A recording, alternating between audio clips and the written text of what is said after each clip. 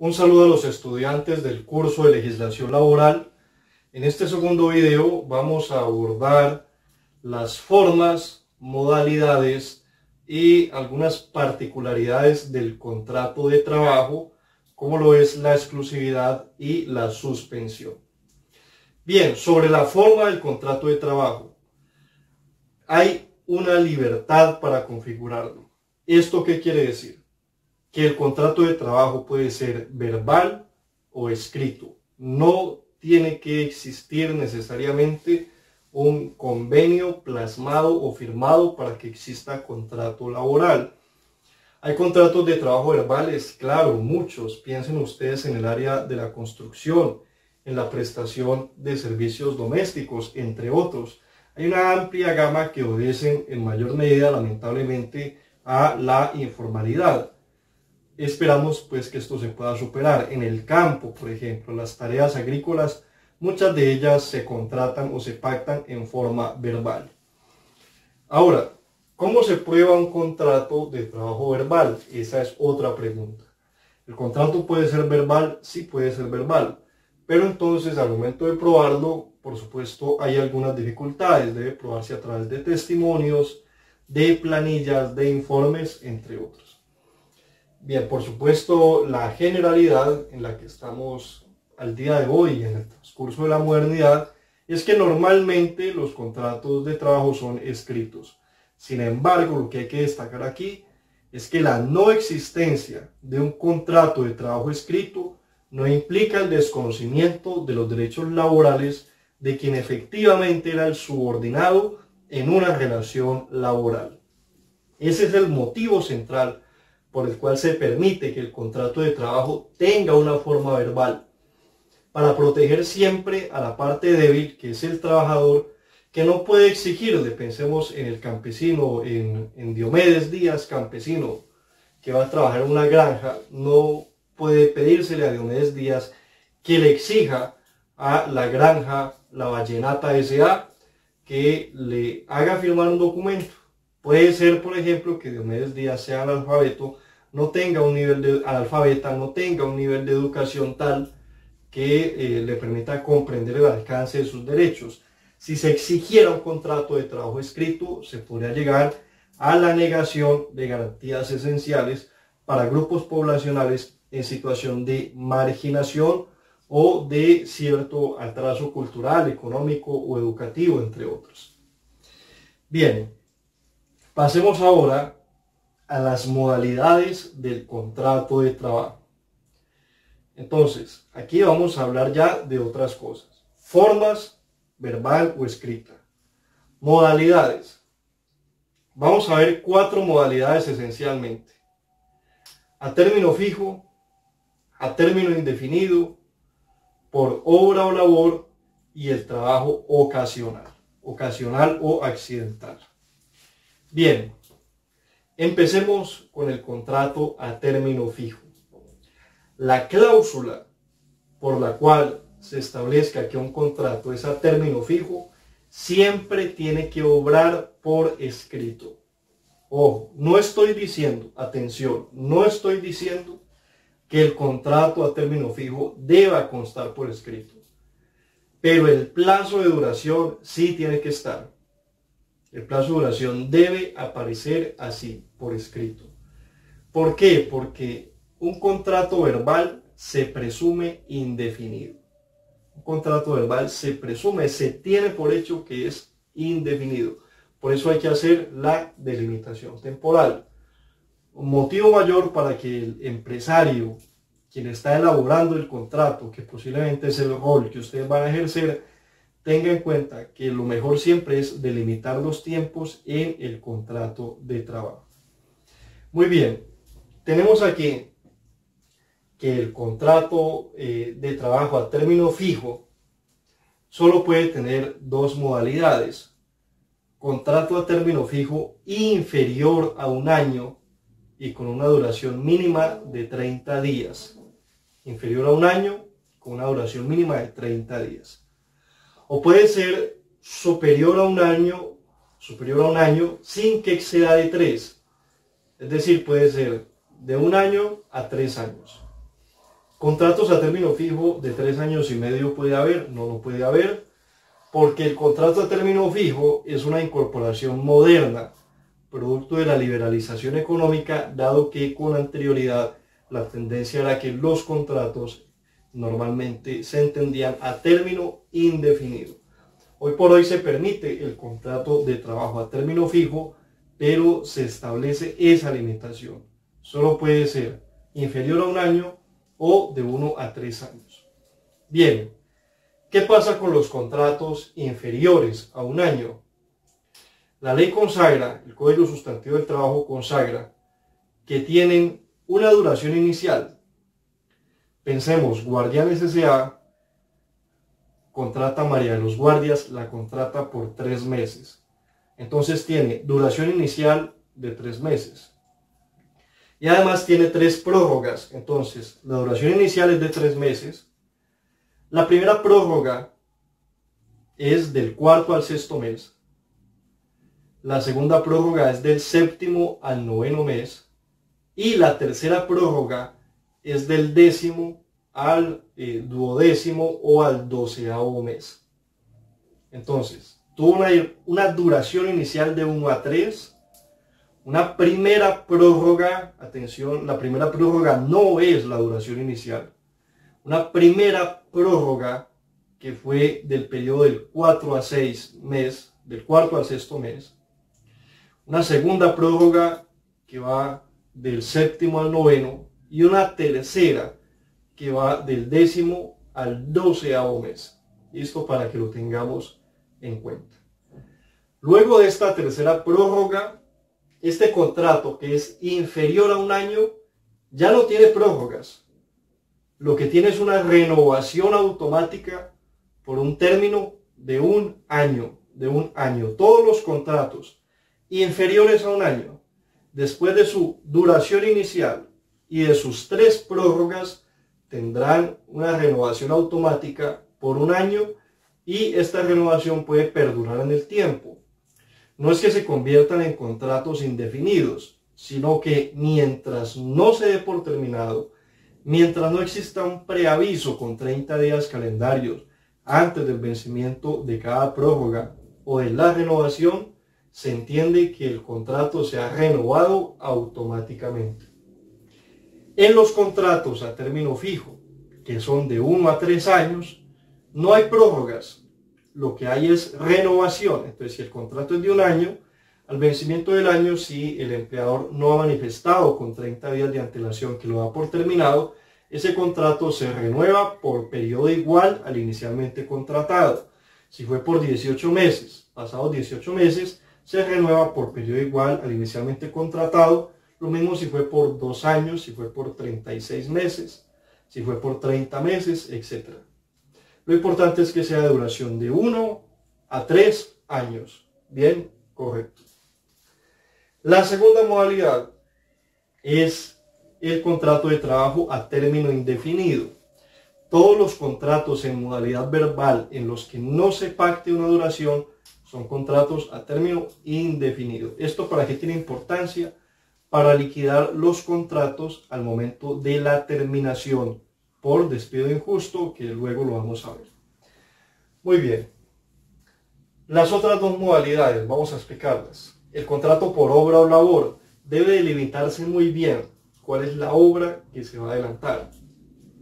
La elaboración de muebles, lo habíamos mencionado con anterioridad. El mobiliario para el ingenio Azúcar SAS. Entonces, en esa empresa, en esa fábrica Maderas S.A., se contrata a Pedro Pérez, operario, y se le dice: usted va a estar contratado mientras adelante la obra de adecuación del mobiliario, renovación del mobiliario, la ebanistería, las labores que le estén asignadas. Debe detallarse muy bien para qué obra se trata. Estos contratos por obra o labor normalmente se utilizan en la construcción y en el campo para la época de las cosechas, que se necesitan cultivadores. Esto tiene mucha relación con la 4ª clase de modalidad del contrato de trabajo, que es la ocasional o accidental, que es la que sucede, por ejemplo, porque un trabajador está incapacitado, porque está en licencia de maternidad, porque está en periodo de vacaciones, pero la empresa desarrolla actividades permanentes, como es el caso de vigilancia, restaurantes, entre otros. En esos casos se debe sustentar muy bien cuál es el carácter transitorio de la labor que se está desempeñando. Estos contratos normalmente son inferiores a 30 días y no pueden ser superiores a los 6 meses. No obstante, como les digo, debe quedar muy claro el motivo que señale por qué es para el cumplimiento de una labor particular o para la prestación del servicio durante un lapso transitorio determinado. Si esto no queda muy claro, puede que después surja una demanda. Pensemos en un trabajador contratado ocasionalmente que se accidenta. Se contrató ocasionalmente, pero el contrato no se hizo por escrito, sino verbal. A la hora de demandar, lo que va a establecer el abogado es que está ante un contrato a término indefinido y es posible que las prestaciones y las indemnizaciones que pague la empresa sean superiores a las inicialmente previstas y, digámoslo también, a las que en un principio se tenía contemplado o se tenía presupuestado por parte de la empresa. No se esperaba asumir unos costos, pero al no haber previsto efectivamente la contratación como debía ser, pues se puede estar asumiendo consecuencias que desborden la estabilidad patrimonial y financiera de la empresa. Muy bien, continuamos. Hay algunas cláusulas especiales de las que vamos a hablar. Una de ellas, la que ya mencioné, la duración del contrato o las modalidades específicas del contrato. Por obra o labor siempre tienen que constar por escrito. Si hay un pacto de exclusividad para que el trabajador, por ejemplo en la panadería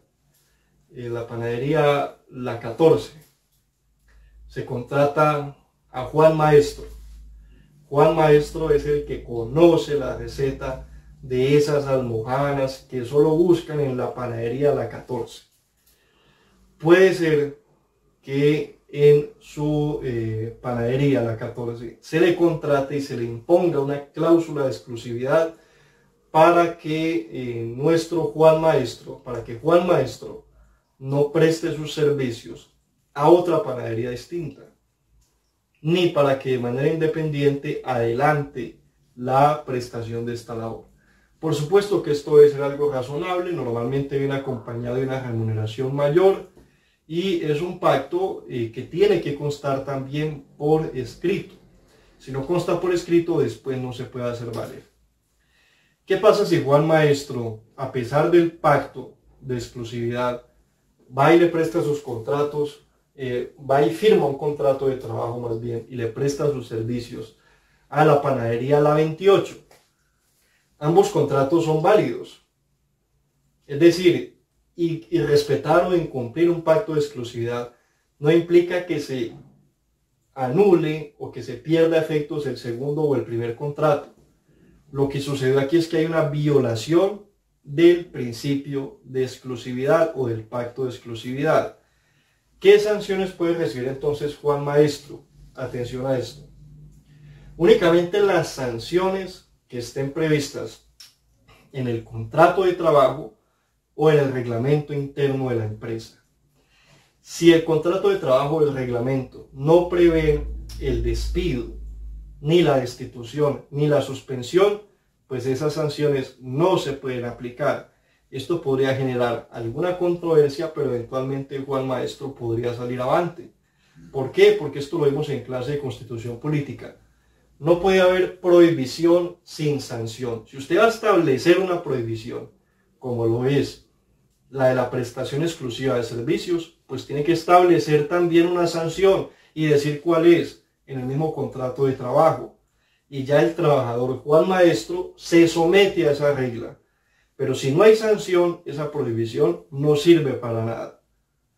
Entonces tengamos eso en cuenta, porque eso puede, digamos, comprometer no tanto en la panadería, pensemos en industrias de alto nivel, farmacéuticas o lo que sea, por supuesto, donde sí se tiene un mayor cuidado a la hora de establecer las consecuencias que vendrían de violar este principio de confianza o de lealtad mediante el desconocimiento del pacto de exclusividad. Muy bien, para terminar, vamos a abordar una figura que es la suspensión del contrato de trabajo. El contrato de trabajo se puede suspender, caso en el cual el trabajador ya no presta sus labores y el empleador no paga salario. ¿Cuáles son los casos en los que sí hay suspensión? Porque el texto menciona muchos eventos. Voy a hablar primero donde sí hay suspensión y luego donde no la hay. Sí hay suspensión cuando sobrevienen factores externos, caso fortuito, fuerza mayor, que llevan al peligro de estabilidad financiera de la empresa o de la continuidad de la actividad. Pensemos en una granja agrícola que se inundó, vino un desastre natural, no hay cómo desarrollar la labor, o el hurto masivo de ganado, una empresa que se dedica a los lácteos. En ese caso, el empleador puede solicitar la suspensión ante la oficina de trabajo. Si no lo hace así, si no lo pide ante la oficina de trabajo, ahí no hubo suspensión. Y el empleador sigue obligado a pagar salarios. Entonces cualquier trabajador o todos los trabajadores lo pueden demandar.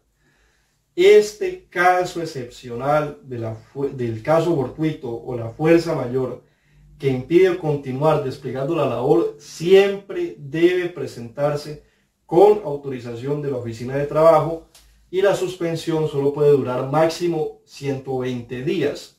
120 días. ¿Qué pasa si la suspensión debe prorrogarse más allá de los 120 días? Porque la empresa no se pudo recuperar de la inundación o el hurto de ganado fue en tal magnitud que los seguros no alcanzaron a cubrir o lo que sea. Una suspensión más allá de 120 días es causal de terminación del contrato de trabajo. Entonces, mucho cuidado con esto, hay que esperar a no llegar a esos extremos porque una terminación así es inconveniente para ambas partes. Por eso hay que contratar buenos seguros, hay que revisar muy bien la infraestructura física, dependiendo de la actividad que esté desarrollando nuestra empresa, entre otras. En todo caso, durante esos 120 días, los trabajadores no desempeñan labores para la empresa y la empresa tampoco les paga. Entonces, los trabajadores tienen que buscar otra ocupación, por supuesto, porque nadie va a vivir 120 días, que son 4 meses, pues del aire o de una cláusula contractual. Muy bien, continuamos. Otro caso en el que hay suspensión, cuando el trabajador pide licencia no remunerada. Esto sucede principalmente en el sector público, pero es probable que en algunas empresas también las haya, sobre todo en industrias o en entidades de alto nivel. Una persona pide licencia no remunerada para irse a trabajar a otra parte, a otra empresa, por ejemplo al exterior o lo que sea. Y se la conceden por algún término determinado, 3 meses, 2 meses, 1 año, 2 años. Durante el tiempo que dura la licencia, no hay obligación de trabajar para el patrono, ni el patrono tiene la obligación de pagar salario. ¿Por qué? Porque el contrato de trabajo está suspendido, no se está prestando la labor y por supuesto al no prestarse la labor tampoco subsiste más bien la consecuente obligación de pagar el salario. Muy bien, ¿en qué casos no hay suspensión del contrato de trabajo? Hay una figura muy particular, la del secuestro. Si el trabajador es secuestrado, la obligación de prestar la labor solo se suspende a favor del secuestrado. Y más que suspenderse, es que hay un caso fortuito, una fuerza mayor. Bien, vamos a retomar entonces el tema que estamos desarrollando acerca de la suspensión del contrato de trabajo. Hay otro evento en el cual también se suspende el contrato de trabajo y este se presenta en el caso de que el trabajador deba o sea llamado a prestar servicio militar. En ese evento muy excepcional ya por estos días, por supuesto, el contrato se suspende mientras el trabajador cumple con ese servicio, después debe retornar, por supuesto, en el plazo máximo que la ley le señala. Muy bien, ¿en qué eventos no hay suspensión del contrato de trabajo? Ya mencionamos en cuáles sí hay. Vamos a decir en cuáles no hay suspensión. No hay suspensión si el trabajador está incapacitado. En esos casos, el empleador, si es un trabajador dependiente, claro, el empleador asume los 2 primeros días y a partir del tercero le corresponde a la EPS y en caso de que la patología por la cual se encuentra incapacitado sea de origen laboral, se califique como de origen laboral, entonces hay algún término que le corresponderá asumir a la ARL, que este es un tema que luego veremos, o que ustedes pueden revisar por iniciativa propia en caso de que lo consideren así pertinente. Muy bien, recordemos que la incapacidad sustituye al salario, es una prestación que sustituye al salario por el tiempo durante el cual el trabajador no puede desempeñar sus funciones debido a que se encuentra afectado por una enfermedad de origen común o de origen laboral que así se lo impide. Tampoco se suspende el contrato de trabajo en aquellos eventos en que se esté disfrutando de una licencia de maternidad, de una licencia por luto o paternidad, o si se está disfrutando de las vacaciones. Como en ese caso, en esos eventos no hay suspensión del contrato de trabajo, esos lapsos de tiempo no se pueden descontar para efectos de no pagar o de pagar en menor cantidad a la debida la prima de servicios. Esto para que lo tengamos en cuenta. Muy bien, en ese orden, digamos que nos quedaría claro en qué eventos hay suspensión, en qué eventos no hay suspensión del contrato de trabajo. Hay el caso particular y es cuando fallece el empleador persona natural, que hay una discusión sobre si se suspende o no. En el texto se menciona que no, y por supuesto, mientras se continúe desarrollando la labor, el contrato no se suspende. Pero pensemos en una señora que vive sola en una casa, tiene un personal doméstico, una persona que hace los oficios en su casa. Si esta persona, la empleadora, fallece y nadie más, porque no tenía otros parientes, nadie más continúa a cargo de ese hogar y la casa queda prácticamente abandonada, pues en ese evento particular eventualmente no habría que esperar a quién se le transfiera la sucesión y por lo tanto uno podría decir que en esos casos sí sería inviable sostener el contrato de trabajo porque no hay quien le dé continuidad. Si una persona jurídica está en proceso de liquidación, en ese caso se tendría que esperar a que se surta todo el proceso para poder hablar de suspensiones de contratos laborales o de su terminación definitiva. Pero mientras la empresa esté a cargo de un liquidador, de un síndico o de estas figuras particulares que trae la legislación de insolvencia, pues tampoco habría lugar a la suspensión ni a la terminación del contrato de trabajo. Muy bien, con esto hemos abordado los temas que se tenían considerados para esta sesión. Recuerden que deben examinar el libro para introducirse en profundidad sobre otros aspectos. Ya tendremos ocasión en la sesión presencial de conversar sobre otros ejemplos, profundizar dudas, inquietudes y demás. Por lo pronto voy a plantear las preguntas para los apuntes tanto de este video como del anterior. En primer lugar, vamos a presentar la definición o el concepto de responsabilidad legal, responsabilidad laboral y responsabilidad solidaria, mencionando los casos especiales que hay sobre el particular. Por ejemplo, la responsabilidad legal cuando el empleador es persona natural, cuando es persona jurídica, la responsabilidad laboral en quienes puede ser delegada, qué consecuencias adversas puede traer, por ejemplo, si la sede o la agencia, la sucursal mejor, no efectúa las notificaciones que correspondan al empleador. Y la representación judicial, digamos que esto último que estaba diciendo es más pertinente para este tema, la representación judicial. Entonces vamos a presentar un concepto breve, puede ser en un párrafo de 4 líneas, 5 líneas, y vamos a presentar un ejemplo en el cual se puede advertir la representación legal, otro de la representación laboral y uno último sobre la responsabilidad solidaria, esta vez presentando un ejemplo de cada caso, de las cooperativas, de las empresas de servicios transitorios, entre otros, y la cooperativa y la contratación, más bien, la contratación o la intermediación laboral. Muy bien, vamos seguidamente a presentar una conceptualización también breve, igualmente en un párrafo de 4 líneas, 3-4 líneas según la necesidad, donde vamos a explicar la forma del contrato de trabajo, las diferentes modalidades del contrato de trabajo, y un ejemplo de cada uno. Particularmente me interesa que se profundice en las cláusulas que deben quedar por escrito, más allá de que el contrato sea verbal o esté formalizado en un documento.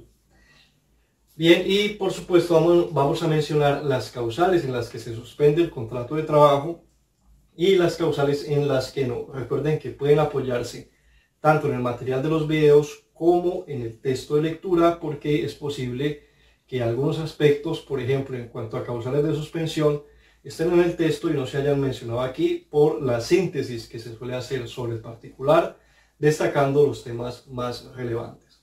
Entonces hacemos la conceptualización y presentamos un ejemplo donde simplemente se represente el concepto que se acaba de señalar. Muy bien, cualquier inquietud en la sesión presencial o por medio de los correos electrónicos y en el espacio de foros del campus virtual. Eso es todo, muchas gracias, muy amable.